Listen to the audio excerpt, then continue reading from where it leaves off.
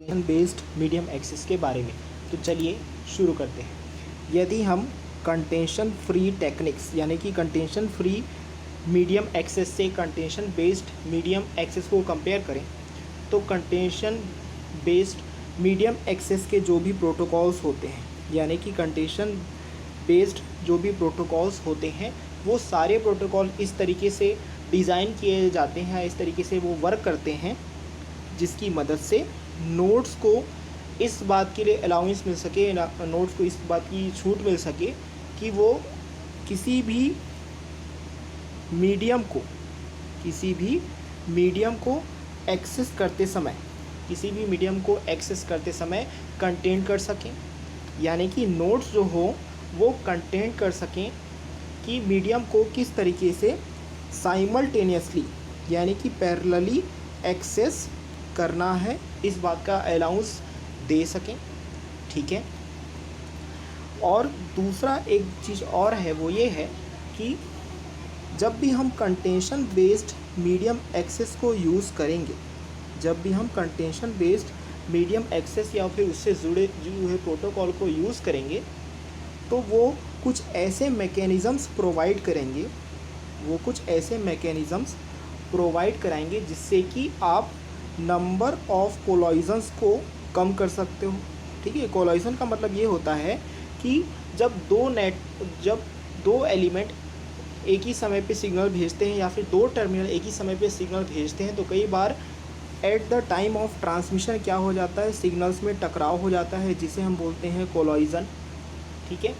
यानी कि जब भी आप कंटेंशन बेस्ड मीडियम एक्सेस को यूज़ करोगे तो वो कुछ ऐसे मैकेनिज़म्स प्रोवाइड कराएगा जिससे कि आप नंबर ऑफ़ कोलाइजन्स को क्या कर सकते हो, माइनस कर सकते हो, यानी कि रिड्यूस कर सकते हो। और साथ ही साथ आप इस तरीके का कोलाइजन यदि हो रहा है तो उस तरीके के कोलाइजन से क्या कर सकते हैं, हम ट्रांसमिशन का जो भी लॉस हुआ है उस लॉस को हम ईज़िली रिकवर कर सकते हैं। ठीक है।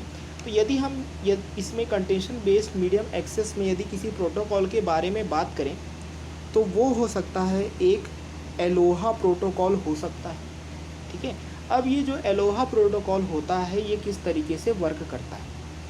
ठीक है। जो भी एलोहा प्रोटोकॉल होता है वो एलोहा प्रोटोकॉल यूज़ करता है, एक्नॉलेजमेंट को यूज़ करता है। ठीक है। एक्नॉलेजमेंट को यूज़ करता है, इसलिए यूज़ करता है ताकि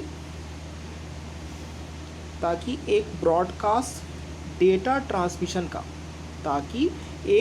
ब्रॉडकास्ट डाटा ट्रांसमिशन का सक्सेसफुली कंप्लीशन हुआ है या नहीं इसके बारे में।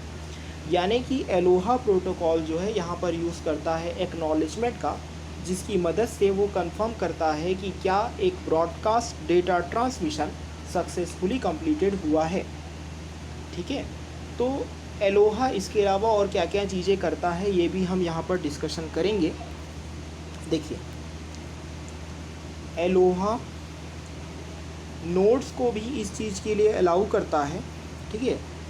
एलोहा जो है नोड्स को भी कुछ फैसिलिटीज़ देता है जिसकी मदद से जो नोड्स होते हैं वो मीडियम को इमीडिएटली यानी कि तुरंत एक्सेस कर पाते हैं। ठीक है। एलोहा नोड्स को इस तरीके से फैसिलिटी देता है कि नोड्स मीडियम को इमीडिएटली यानी कि तुरंत एक्सेस कर सकें। ठीक है। और यदि किसी केस में एड्रेस कोलाइजन हो रहा है, ठीक है, सपोज़ किसी केस में एड्रेस कोलाइजन हो रहा है यानी कि टर्मिनल्स के एड्रेसेस में यदि कोई कोलाइजन हो रहा है तो उनको भी किसी न किसी अप्रोच से हम क्या करेंगे, रिड्यूस करेंगे। ठीक है। तो उसके लिए जो एक और मेथड जो यूज़ होता है एड्रेस कोलाइजन्स को कम करने के लिए वो होता है एक्सपोनेंशियल बैक ऑफ नाम का एक टेक्निक यूज़ होता है जिससे कि एड्रेस कोलाइजन्स को रिड्यूस किया जा सके। ठीक है। तो एक्सपोनेंशियल कोलाइजन से जो एक्सपोनेंशियल बैक ऑफ से जो एड्रेस कोलाइजन है वो कैसे कम होता है, वो ऐसे कम हो जाता है कि जब भी आप एक्सपोनेंशियल बैक ऑफ को यूज़ करते हो तो एक बैकअप सपोर्ट रहता है कोलाइजन के केस में, जिससे कि यदि कोई कोलाइजन आ रहा है तो या तो हम उसे रिड्यूस कर सकें या फिर उस कोलाइजन से बचाव कर सकें।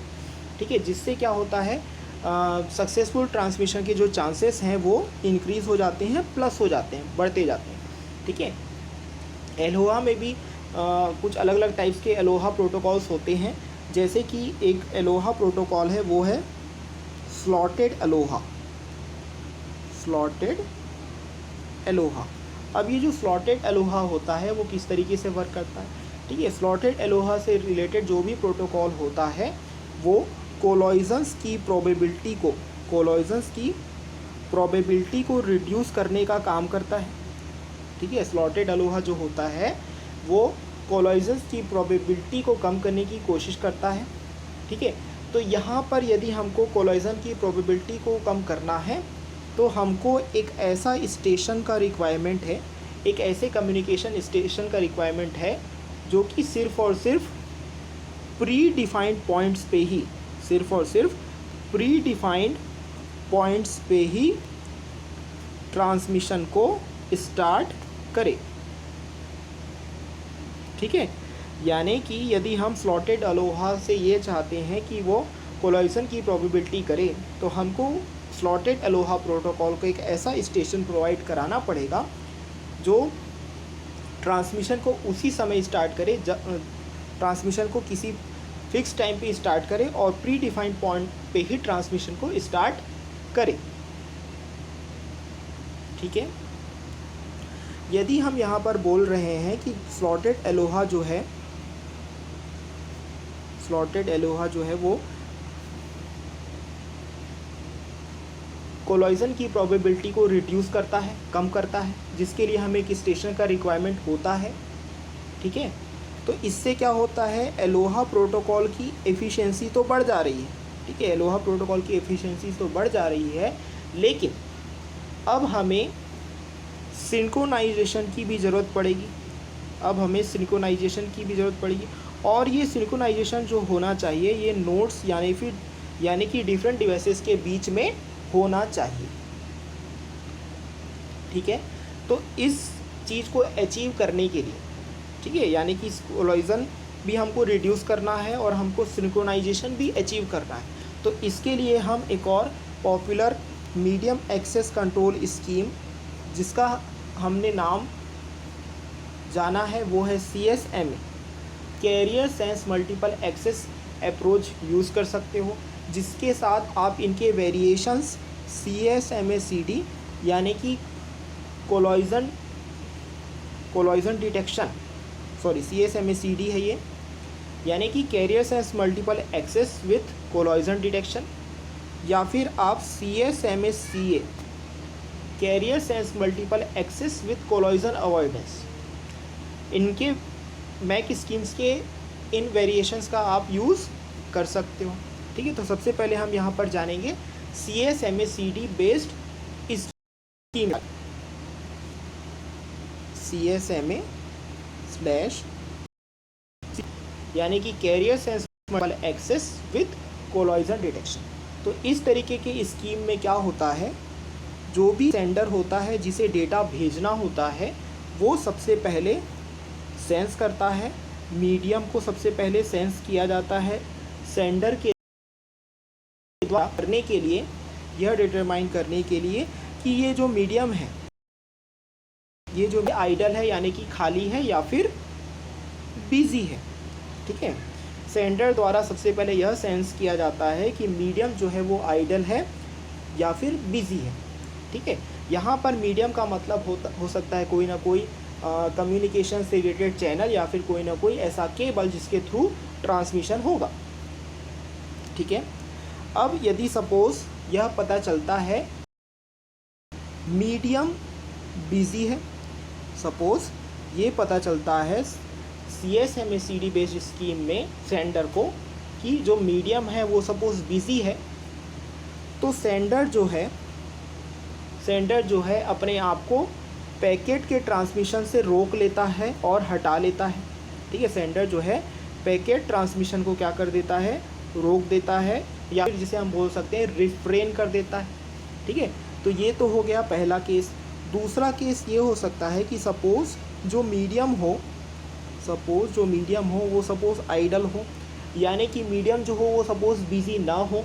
तो इस केस में सेंडर क्या करेगा, इस केस में सेंडर जो है स्टार्ट कर सकता है ट्रांसमिशन को। ठीक है, यानी कि CSMA-CD टेक्निक में मीडियम का आइडल होना या बिज़ी होना ट्रांसमिशन के स्टार्ट होने या फिर इमीडिएटली स्टॉप होने पर बहुत ही ज़्यादा निर्भर होता है। ठीक है, यानी कि मीडियम का सिचुएशन किस तरीके का है, आइडल है कि बिज़ी है, उसके बेसिस पे ही सेंडर के द्वारा कम्युनिकेशन को स्टार्ट या फिर स्टॉप किया जाएगा। ठीक है,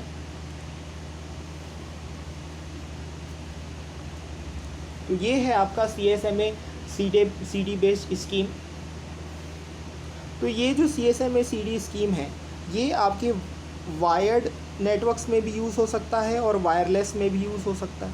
ठीक है, यदि हम CSMA-CD स्कीम को वायर्ड सिस्टम्स में यूज़ करते हैं तब क्या होता है कि सेंडर जो है वो लगातार मीडियम के टच में रहता है, मीडियम को लगातार सुनता रहता है और समझता रहता है, यह जानने के लिए कि कोलाइजन तो नहीं हो रहा है, यानी कि कोलाइजन के डिटेक्शन के लिए सेंडर जो है मीडियम के साथ लगातार टच में रहता है। ठीक है, यह जानने के लिए कि कहीं उसके खुद के डेटा जो है अदर ट्रांसमिशन के साथ तो कोलाइड नहीं हो रहे। ठीक है, यानी कि वायर्ड सिस्टम्स में ट्रांसमिशन सेंडर जो है यह जानने की कोशिश करता है मीडियम के थ्रू कि उसके खुद के डेटा का कहीं कोई कोलाइजन अदर ट्रांसमिशन के साथ तो नहीं हो रहा है। ठीक है, और यदि हम वायरलेस सिस्टम में देखें, यदि हम इसी CSMA-CD टेक्निक को वायरलेस सिस्टम में देखें तो वायरलेस सिस्टम में जो भी कोलाइजन होता है वो सिर्फ़ और सिर्फ रिसीवर एंड पे ही ज़्यादा होता है। और यहाँ पर जो सेंडर होता है उसे कोलाइजन के बीच में कोई भी अवेयरनेस नहीं होती है, क्योंकि जो भी कोलाइजन हैपन होता है या जो भी कोलाइजन होता है वो होता है आपके रिसीवर के एंड पे। ठीक है, तो इसी से रिलेटेड होती है एक हिडन टर्मिनल प्रॉब्लम। इसी से रिलेटेड है एक हिडन टर्मिनल प्रॉब्लम। तो इस हिडन टर्मिनल प्रॉब्लम में क्या होता है, ठीक है, हिडन टर्मिनल प्रॉब्लम तब ऑक्योर होती है जब सपोज़ हमारे पास दो सेंडर हों A और C। ठीक है, A और C, और बीच में एक और सेंडर हो जो कि हो B, यानी कि सपोज़ हमारे पास तीन अलग अलग सेंडर हैं A, B और C। ठीक है, सपोज़ A और C जो हैं एक दूसरे तक पहुंच सकते हैं। इसको या तो हम दूसरे तरीके से समझ सकते हैं, सपोज़ A जो है B तक पहुंच सकता है और C भी आपके B तक पहुंच सकता है। ठीक है, लेकिन इस केस में क्या होगा, A को C का सिग्नल नहीं पता चलेगा और C को A का सिग्नल नहीं पता चलेगा। ठीक है, यानी कि A can not here C and C can not here A। ठीक है, अब ऐसा होने से क्या हो सकता है, ऐसा होने से ये हो सकता है कि सेम टाइम पे A जो है C को डेटा भेज रहा है और सेम टाइम पे B जो है C को डेटा भेज रहा हो, ऐसा एक साथ हो सकता है। ठीक है, तो ऐसा होने पे क्या होगा, कोलाइजन्स हो सकता है। रुकिए हम इसको थोड़ा सा क्लियर करते हैं एक बार फिर से।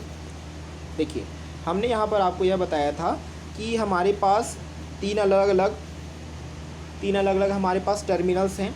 पहला टर्मिनल है A, दूसरा टर्मिनल है B और तीसरा टर्मिनल है C। ठीक है, ये दोनों टर्मिनल्स जो हैं B से कनेक्टेड है। ठीक है, लेकिन ये आपस में कनेक्टेड नहीं है। ठीक है, यानी कि ए यदि कोई डेटा भेज रहा है तो वो बी तक रिसीव होगा, और सी कोई डेटा भेज रहा है वो बी तक रिसीव होगा। लेकिन ए को ये नहीं पता चलेगा कि सी ने क्या भेजा है और कब भेजा है, और ना ही सी को पता चलेगा कि ए ने बी को क्या भेजा और कब भेजा है। ठीक है, तो इस पूरे केस में क्या हो सकता है कि सेम टाइम पे ए भी बी को डेटा भेज रहा है और सी भी बी को डेटा भेज रहा है। तो इस पूरे केस में बी की जगह पे कोलाइजन हो सकता है। ठीक है, इस पूरे केस में बी की जगह पे कोलाइजन हो सकता है। ठीक है, क्योंकि ए और सी जो है भेजने से पहले एक दूसरे को बिल्कुल नहीं सुन रहे हैं। ठीक है, एक और जो रिलेटेड प्रॉब्लम होता है वो होता है एक्सपोज्ड टर्मिनल प्रॉब्लम। ठीक है, एक और जो रिलेटेड प्रॉब्लम है वो है एक्सपोज्ड टर्मिनल प्रॉब्लम।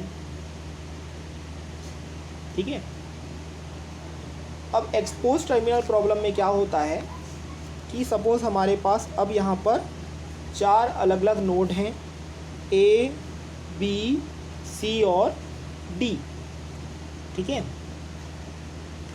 सपोज़ यहाँ पर सी जो है ट्रांसमिट करना चाहता है एक डेटा डी को। सी जो है एक डेटा ट्रांसमिट करना चाहता है, किसको ट्रांसमिट करना चाहता है? डी को ट्रांसमिट करना चाहता है। ठीक है, लेकिन वो वेट करने की सोचता है। ठीक है, वो वेट करने की सोचता है क्योंकि उसको ये पता चलता है कि एक ऑन गोइंग ट्रांसमिशन चल रहा है किसके किसके बीच में, बी और ए के बीच में कोई ट्रांसमिशन चल रहा है। ठीक है, अब यहाँ पर क्या होता है, यदि ए और बी में कोई ट्रांसमिशन चल रहा है तो वो डी के डेटा रिसेप्शन के साथ किसी भी तरीके से इंटरफेयर नहीं करेगा। क्यों नहीं करेगा? क्योंकि यहाँ पर डी जो है बी से काफ़ी ज़्यादा दूर है। ठीक है, बी से क्या है, काफ़ी ज़्यादा दूर है और बी के रेंज में भी नहीं है। ठीक है, बी के रेंज में भी नहीं है।